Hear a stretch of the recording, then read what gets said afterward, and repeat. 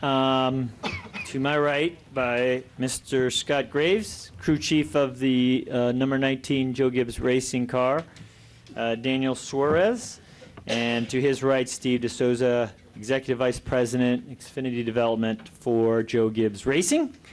A little bit of history today. Daniel earned his first career NASCAR Xfinity Series win here at Michigan International Speedway, becoming the first Mexican-born driver to capture a NASCAR National Series victory. As many of you know, Daniel is a graduate of both the NASCAR Drive for Diversity program as well as the NASCAR Next program. And he has accomplished a long list of accolades since joining NASCAR in 2011. He was the first Mexican driver to win the NASCAR Xfinity Series Sunoco Rookie of the Year award, finishing 5th in the championship standings last year. He is the first foreign-born driver to lead the points in any of the 3 NASCAR National Series, topping the NASCAR Xfinity Series standings for 6 consecutive weeks. And as you know, he is the current points leader in the NASCAR Xfinity Series, and this win locks him into the chase. So I will start first with Mr. Scott Graves. We saw an amazing last few laps. Would like you to walk us through what was going through your mind and what you thought your driver was going to do, given his interest in winning today's race. I knew he was motivated. Knew we had a really good car all day, coming back through the field the way we did, and I wasn't sure, looking at 10 to go. I mean, Kyle had such a big lead out front. I knew we had to get by the 2 and the 20 and all those guys quickly, and just I think the way he set them up, went by, got them both in one sweep there on the front stretch. That move there probably set him up to be able to get to the 18 and actually get there at the end. So pretty impressive drive for sure. It was fun to watch, fun to be a part of. Just really proud of what he did there. Good. Thank you. Steve, I know you're answering 75 texts. Very good. But I was wondering what overall you're feeling right now, given the historical moment in front of us. Well, first, what a list of accomplishments. We just thought he was a driver. So. and we saw this in Daniel, and obviously we're so excited. And to have Scott come on, we were hoping he would bring the maturity he has brought, and Daniel has really grown to that form of racing and mentorship. And today was a long time coming, but we expected it would happen at some point. And again, this was just such a great run for a whole lot of reasons. He had some mechanical problems he had to fight through, got that penalty. And then to pass Kyle, one of the best drivers, in NASCAR, on the last lap to get it done, makes a big statement for him. We're proud, obviously, of all of our 3 teams. They work so closely together. So for today to come out the way he did, we're very, very proud of him and all the accomplishments, all the people that support him. Of course, Eris, Toyota, everybody at Joe Gibbs Racing, Juniper, all the people that got behind Daniel to want to help him in his dream. And obviously, he's pursuing it with a passion, and he's checking some big boxes here. Thank you, Steve. I'll actually open it up to the media now for questions for Mr. Suárez. We'll start with Pete Pistone. We'll then go over to Reed and then to Bob. Pete Pistone from MRN.com and Sirius XM NASCAR Radio. Daniel, congratulations. We've talked to you in this room, all of us probably, about how many times you felt you were so close to winning, so close to winning. How did you keep coming back, and how did you compartmentalize that? And what went through your mind the minute you realized you won this race today? Well, first of all, I have no very good voice right now, but I want to thank everyone in Joe Gibbs Racing, Scott Graves, Steve DeSouza for all the great support. Steve, since I moved to this family, he's been a huge support, not just in the racetrack, but out of the racetrack as well. And Scott, he's been super helpful to me this year. I think I've been getting more mature in the last races. And understanding a little bit more about how to close the deal. He helped me a lot to make that last step. And overall, we had one of the best race cars out there. And after that payroll penalty, I was just mad. I don't think I talked on the radio for 30 minutes or more time. I was just disappointed with myself. And And I just feel like we went through too many challenges through the race. We had some issues with the clutch, and it was very difficult for me to leave my box once we were doing the pit stops. Actually, on the green flag pit stop, the car shut off, and I had to restart the car, and then they helped me to push the car. So we went through so many different things, problems to overcome in the race, and pretty much everything was thanks to all these guys for never give up and for unbelievable race car. When I was able to went through the field all the way until 5th in that way, I say, man, we can have a shot here, and then the clutch happened. So seemed like it was a lot of little details that were saying, man, maybe today is not the day, but I was just disappointed, and I was pushing hard, and thanks God and all these guys, we made it happen. All right, over to Reed, and then we'll go to Bob, Jessica, and Lee. Reed Spencer with NASCAR Wire Service. Daniel, just like to know what you were thinking on those last 10 laps after you passed Elliott for second place, chasing Kyle. I think at one point with about 5 or 6 to go, you hit traffic, lost a couple of tenths. Did you still at that point think that you were going to be able to catch him before the finish? And also, what has Kyle meant to you in terms of the conversations that you've had with him on a fairly regular basis, in terms of his mentoring and his help in getting you to this point? Well, definitely Kyle has been super helpful to me, not just in the Xfinity Series, but as well in the NASCAR Camping World Truck Series. Since last year, he started to support me a lot, to give me information, advice, and so many different kind of information just to try to be a little bit more prepared. Last year, I went to more than 80% of the racetracks for first time, and he was super helpful. And this year hasn't been the exception. He's been super helpful as well, and we share a lot of information. And he's just been a good friend. I can call it like that. I can call it a good friend. So for me to be able to do that with him and race him hard, he went to the victory lane, and he told me that he was very proud of the way that I did it, clean and aggressive. I knew that I was going to be able to have a shot. I finished second to him already a couple times, so I wasn't great in the corner 1 and 2, but I was unbelievable good in the 3 and 4. So I knew that I needed to risk a little bit more. I went sideways a few times when I was in 5th in the corner 1 and 2, and when I was behind the 18, I was just driving that thing as hard as I could. It was either finish first or finishing the wall, I guess. But I don't know. The car was unbelievable. The car was really, really strong, and we were able to make it happen. Thank you. We'll go to Bob, then Jessica, and then over to Lee. Bob Pockris, ESPN. Daniel, you talk about closing the deal. How much of it is getting the car to be able to close the deal, and how much of it is having, I guess, the mentality of either winning or running into the wall? I mean, how much of it is will and how much of it is mechanical? I think a lot is, to put all the pieces together. I feel like in so many different races we've been super strong, and for one or another reason doesn't happen in the end. We finish close, or we miss an adjustment or something like that happened. But today, I feel like a lot of different things went through our way, and even with that, we were able to be super strong. So I feel that made me a little bit more strong on my mind, and that helped me a lot, for sure. But the race car, like I said, the race car was unbelievable. And all this is thanks to everyone in Jockey Racing for all the hard work that they do back in the shop, Coach Gibbs for all the great support in and out of the racetrack, G.D. Gibbs, Coy Gibbs, a very good friend of mine as well, my little friend Ty Gibbs, that I have a lot of fun working with him and on the go-karts and stuff. So it's just a great group of people, a family that I can call a family, that has been helping me to get to this point right now. All right, we'll go to Jessica, then Lee, and then back to Kenny. Jessica Ruffin, NASCAR.com. Congratulations, first of all. Huge win for you and for the sport as a whole.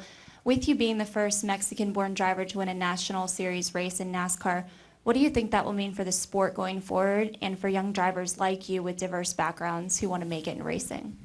Honestly, I haven't think about that yet. But for me, it's great to be here. Definitely, it's a great opportunity that Joe Gibbs Racing gave me, the Drive for Diversity, NASCAR, when I moved to the U.S. 5 years ago without an opportunity.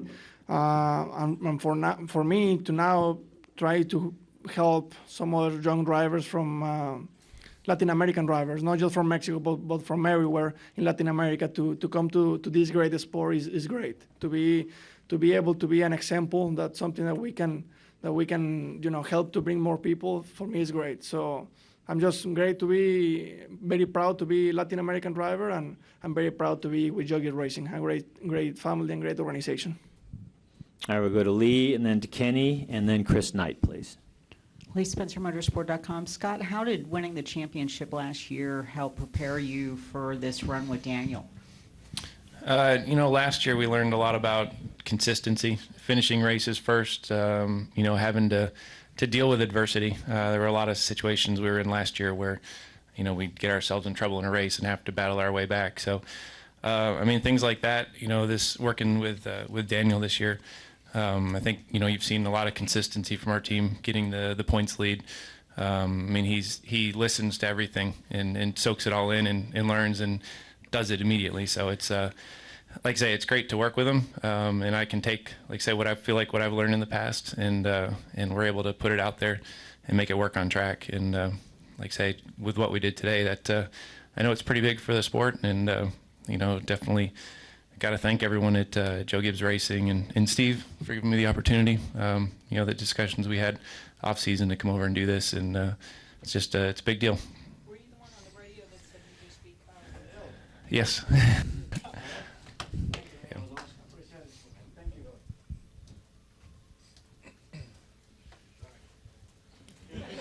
You're always welcome here, Ryan.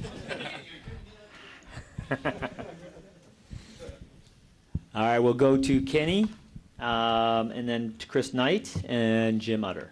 Kenny Bruce with NASCAR.com. Daniel, sort of along the lines of what Jessica was asking you about, we hear a lot about the NASCAR Next program and the Drive for Diversity. Without those types of programs, could you imagine yourself sitting here today? Definitely, maybe not. It was pretty much everything.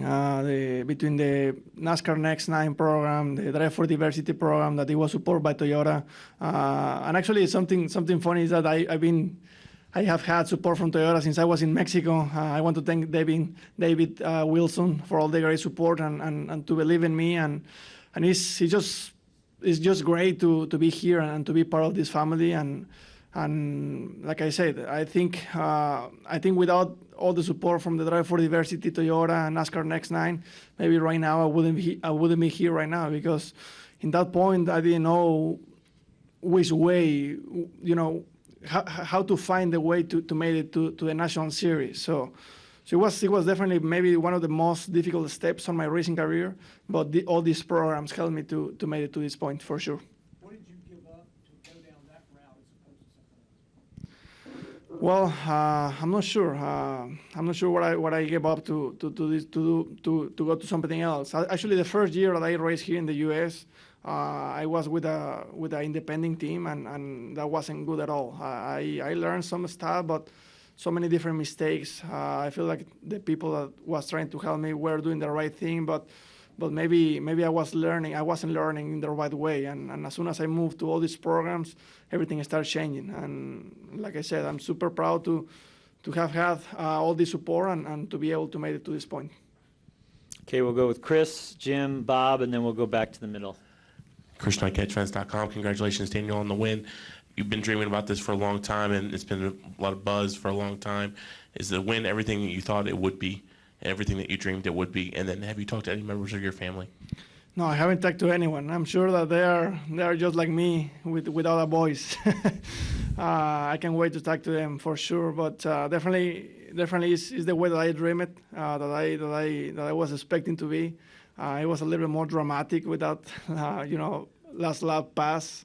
I wasn't sure if I was going to be able to make it, honestly. And Kyle drove me very, very clean. I think he couldn't give me a hard time, and he did it a little bit, but not a lot. So So he gave me a little break there because maybe he knew I was a little faster.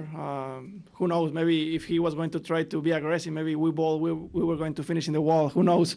But I want to thank him for driving me clean and smart and just very proud of everyone. I have no words to describe what I'm feeling right now.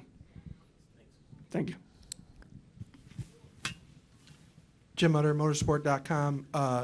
Daniel, you mentioned Kyle. He's played a large role in your career up to now, but you also know from experience how good a driver he is, and particularly how strong he is in the Xfinity Series. Did it mean something a little extra special to get your first win by beating him this time? Honestly, I have had a lot of things going through my mind right now, and I haven't think about that a lot. But definitely, it means a lot. But at the same time, a lot is the help that he's been bringing to the table to this program. Really, he's been super helpful to make this program better in the NASCAR Xfinity Series for Joe Gibbs Racing, and obviously we all worked to go to the same direction, but with the experience that he has and with the laps that he has in every single racetrack, obviously he brings a lot to the table. So we are in this point with thanks to a lot of help that he's been bringing to the table for sure. Thank you. All right, we'll go to Bob here, back to the middle, and then over to Steve. Bob Pockris, ESPN. Daniel, you talk about coming here 5 years ago, coming to the United States. What were your goals? What were your dreams when you made that move, and where did winning any NASCAR National Series race rank among those? Well, my first goal was to learn English and then move from there because I wasn't able to communicate with anyone. And after that, I started to learn how to be a little fast on a race car, because everything that I came from in Mexico is a little different. Even when I raced NASCAR for a few years down in Mexico, the style of driving is just very different. The racetracks are from a different world. So it definitely helped me to learn the rules and a lot of stuff, but the real deal is here. So I started to learn a lot of new things once I moved to the U.S. and I feel like that helped me a lot. But definitely one of my dreams was to make it to the National Series. And actually, I'm not joking with it, but I was a huge fan of Joe Gibbs Racing. I was dreaming to be part of this organization one day, and 3 years and a half later, here we are. All right, go back there, and then over to Steve. Brian Eberly, RubbinsRacing.com. For Daniel, next week the series heads to Iowa Speedway for a standalone weekend. What's your outlook heading there? And then for Scott, did you have anything to say to Daniel on the radio after that pit road speeding penalty? Drive hard. Go ahead, Scott. You start. Yeah, I mean, on the penalty, it happens. I mean, you're pushing pit road pretty hard. Everybody is, and I don't know. It's not the time to me, not the time to get on the driver and tell him what are you doing or so anything like that. I just tell him, look, it happened. It's over. Let's not do it again. We're going to be got a lot of time left in the race, and we got a really good car. So let's just keep that in mind and get going. And next time, obviously, you come down pit road, and you remind them, all right, now don't go too fast this time. So it's and you could see, like he said, he went for 30 laps, didn't talk. I knew he was mad, and he was obviously driving really fast at that point. So you make up for it at the end of the day. If now things had gone the other way and we hadn't won, maybe we'd have a little more discussion about it afterward. But like I say, it's all a learning experience, and that's something you have too. And you see everybody do it, but you got to learn somehow. And I really don't. To me, it's not. You get critical times when it happens. You don't want it to happen, but it's all part of the learning process too. Hey, Brian, could you repeat the first part of your question for Daniel? Yeah, Daniel, just heading to Iowa Speedway next weekend for the standalone weekend. What are your thoughts heading to there?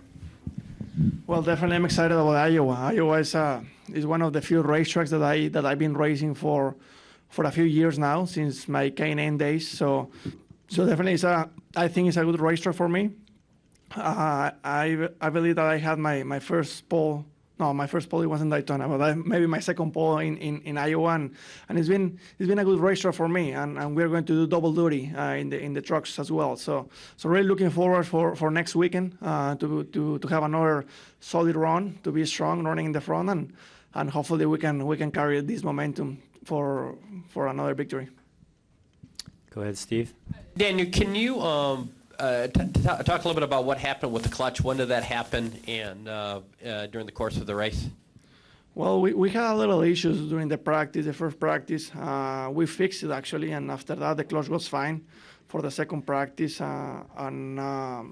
know, we thought that we fixed it, and that was it.